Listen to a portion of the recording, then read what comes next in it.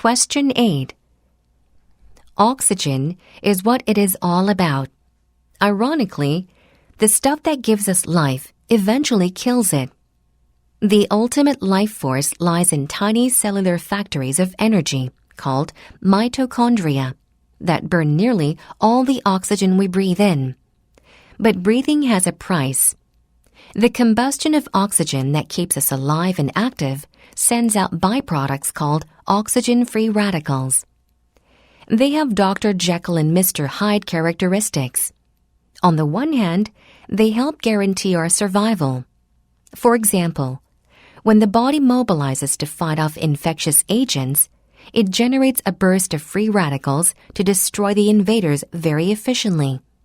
On the other hand, free radicals move uncontrollably through the body, attacking cells, rusting their proteins, piercing their membranes, and corrupting their genetic code, until the cells become dysfunctional and sometimes give up and die. These fierce radicals, built into life as both protectors and avengers, are potent agents of aging.